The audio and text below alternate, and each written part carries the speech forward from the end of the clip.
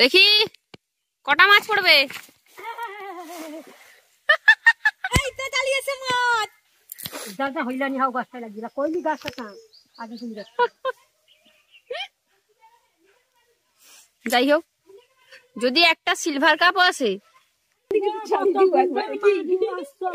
দেখছো কিরকম বাজাজ করে রে, পুরা মাছ আছে। থাম শক্ত করে দেখি তোরা। আরে ততক্ষণে মাছ পালাইবে, তুমি জানো। শুশনি শাকগুলো মারানি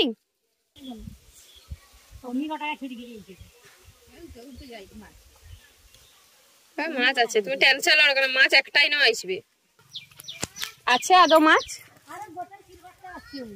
আসছে তাই আনো। হ্যাঁ মাছ একটা আসছে জানে, বেশ ভালো আছে। এই দেখ এই দেখ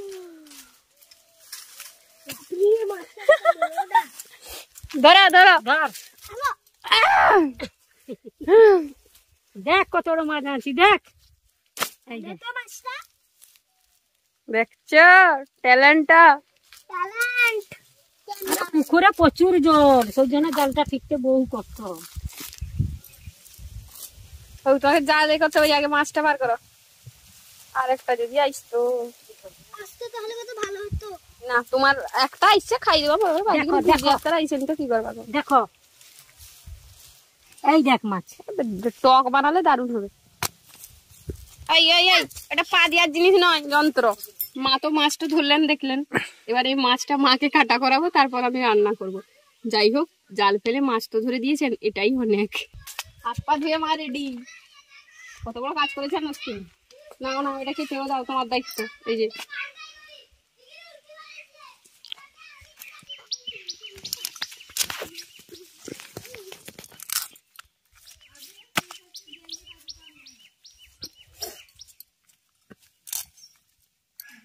আজকে কি রান্না হবে এই ভাবনায় আমার মাথা কাজ করছিল না।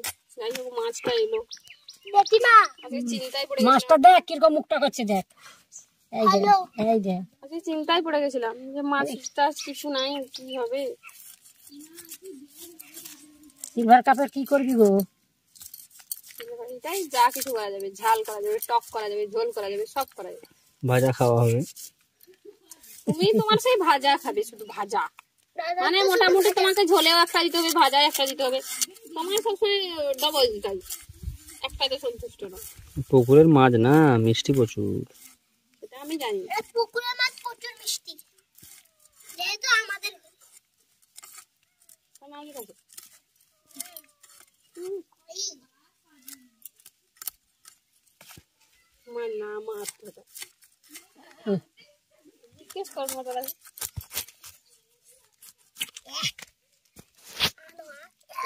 বেলা হয়েছে বলে তার মাছের তেলটা খাওয়ার যোগ্য নেই। এটা মাছ, এটা বাপি, এটা মায়ের, এইটা তোমার। না আমার তো দুটো, এটা আমার, তোমার এই যে এইটা বেরাচ্ছে, এইটা তোমার। ঠিক আছে ঠিক আছে, ধন্যবাদ ধন্যবাদ। মাছের মুড়োটা আমি খাবো, বুদ্ধি হবে। তোমার তাতে আরো টেনশন বাড়বে, সেটাও বলো। তোমার বুদ্ধি হলে মাছ কাটা হয়ে গেছে গো, মাছ কাটা হয়ে গেছে। মাছ ধুয়ে টুয়ে নিয়ে রান্নাঘরে চলে যাবো আমরা, রান্না করবো। মাছ কাটা কমপ্লিট, এবার ধুয়ে নিয়ে রান্নাঘরে যেতে হবে। মাছটাকে কেটে ধুয়ে নিয়ে এসেছি। এবার এর মধ্যে হলুদ আর লবণটা আমি মাখিয়ে নেব প্রথমে।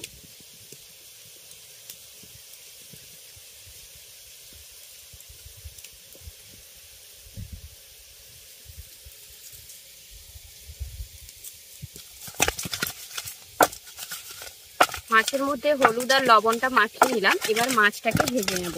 আজকে এই মাছটা দিয়ে আমি আলু পটল দিয়ে মাছের ঝোল বানাবো। আলু পটল দিয়ে এই মাছের ঝোলটা খেতে বেশ ভালো লাগে। এই অল্প তেল মশলায় আলু পটল দিয়ে আজকে এই মাছের ঝোলটা তৈরি করব। কড়াই গরম করে নিয়েছি, এবার কড়াইয়ের মধ্যে দিয়ে দিচ্ছি সর্ষের তেল।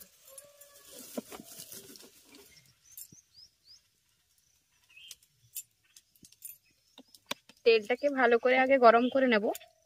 তেল গরম হয়ে গেছে, এবার তেলের মধ্যে মাছগুলো দিয়ে দেবো।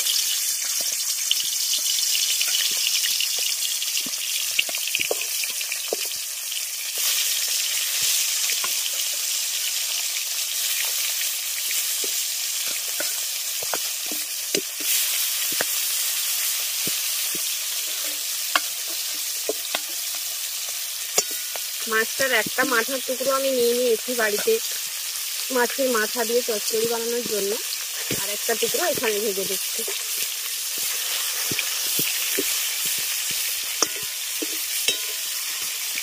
মাছগুলো ভাজতে ভাজতে আমি পটলগুলোকে কেটে নেব। আলুটা আগে থেকেই কেটে রেখেছি, এবার পটলগুলোকে কেটে নিচ্ছি। পটলের খোসাটাকে হালকা করে একটু তুলে নিচ্ছি। এবার মাঝখান থেকে দুটো টুকরো করে এইভাবে ফালি করে কেটে নেব।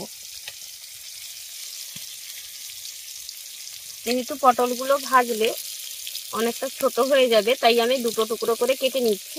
আর এরকম একটু মিডিয়াম সাইজের দেশি পটল দিয়ে এটা বানালে খেতে বেশি ভালো লাগে। পটলগুলো কেটে নিয়েছি, এদিকে মাছগুলোকেও ভেজে নিয়েছি। এবার এগুলো তুলে নেব।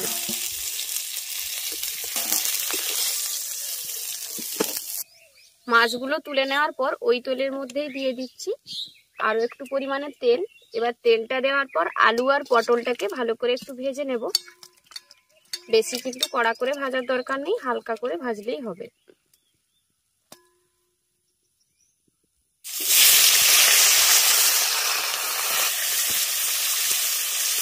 সামান্য একটু লবণ দিয়ে দিলাম পটলগুলো ভাজার সময়।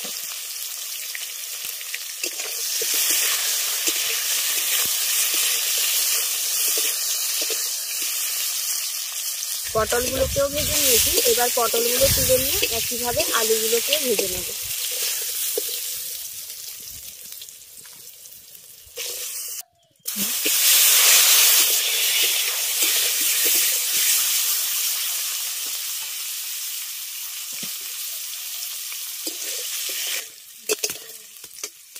একইভাবে আলুগুলোকেও ভেজে তুলে নিলাম। আলুগুলো ভেজে তুলে নেওয়ার পর দিয়ে দিচ্ছি কুচিয়ে রাখা পেঁয়াজ।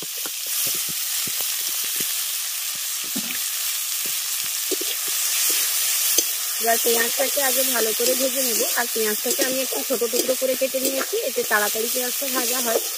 পেঁয়াজটা যত ছোট টুকরো করে কাটবেন পেঁয়াজটা ভাজতে কিন্তু তত কম সময় লাগবে, কারণ মশলা সব কষানোর সময় সবচেয়ে বেশি সময় কিন্তু এই পেঁয়াজটা ভাজতেই লাগে। পেঁয়াজ ভাজা হয়ে গেলে তারপর খুব অল্প সময়ে কিন্তু মশলাটা কষিয়ে নেওয়া যায়। পেঁয়াজ ভেজে নিয়েছি, এবার বেটে রাখা শুকনো লঙ্কা, আদা, রসুনের পেস্টটা দিয়ে দিচ্ছি। সেই সাথে দিচ্ছি হলুদের গুঁড়ো, সামান্য লঙ্কার গুঁড়ো। যেহেতু শুকনো লঙ্কা বাটা দিয়েছি তাই অল্প করে লঙ্কার গুঁড়োটা ব্যবহার করবেন, না দিলেই চলবে। আপনারা কিন্তু শুকনো লঙ্কার পরিবর্তে কাঁচা লঙ্কাও ব্যবহার করতে পারেন। মশলাটাকে খুব ভালো করে কষিয়ে নিয়েছি। এবার ভেজে রাখা পটল আর আলুটা দিয়ে ভালো করে একটু মশলার সঙ্গে আগে কষিয়ে নেব।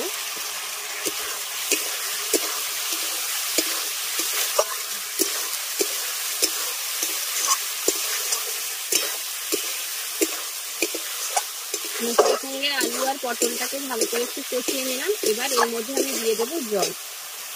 জলটা যেহেতু ঝোল বানাবো তাই একটু বেশি লাগছে। যতটা ঝোল রাখতে চান সেটা বুঝেই কিন্তু জলটা ব্যবহার করতে হবে। আর আলু আর পটলটা তো ভেজে নিয়েছি, তাই অতিরিক্ত জল কিন্তু আর লাগবে না, কারণ ভাজার সময় অনেকটা পরিমাণে সিদ্ধ হয়ে গেছে। এবার স্বাদ মতো লবণ দিয়ে দিচ্ছি, দিয়ে এটাকে খুব ভালোভাবে ফুটিয়ে নেব যাতে আলু পটল খুব ভালোভাবে সেদ্ধ হয়ে যায়।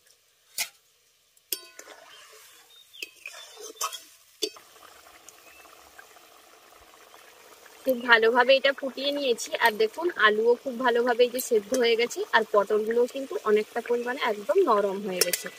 এবার সবশেষে এর মধ্যে ভেজে রাখা মাছগুলো দিয়ে দিচ্ছি। আমি 4টা টুকরো মাছের ভাজা দিলাম, মানে 4 পিস মাছের ভাজা এখানে দিচ্ছি। আর বাকি মাছগুলো আমি ভাজা রাখবো। আর দিচ্ছি গরম মশলার গুঁড়ো।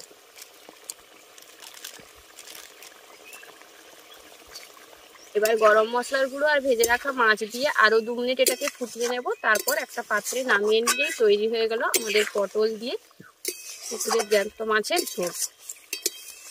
আমাদের পুকুরের মাছ দিয়ে এই পটল আলু দিয়ে মাছের ঝোলটা খেতে কিন্তু দারুণ লাগে, কারণ পুকুরের মাছগুলো প্রচুর পরিমাণে মিষ্টি, সেই সাথে আলু পটল দিয়ে এই ঝোল খেতে বেশ ভালো লাগে।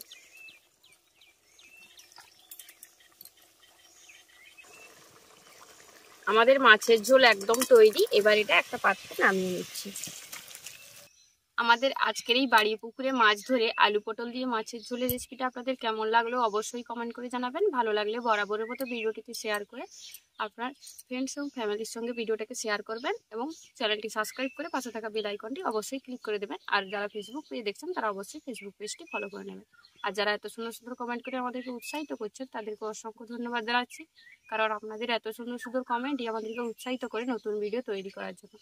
আজ তবে এই পর্যন্তই, আবার দেখা হবে অন্য কোনো রেসিপি নিয়ে। ভালো থাকবেন, সুস্থ থাকবেন, আর এতক্ষণ আমাদের সঙ্গে থাকার জন্য অসংখ্য ধন্যবাদ। টাটা।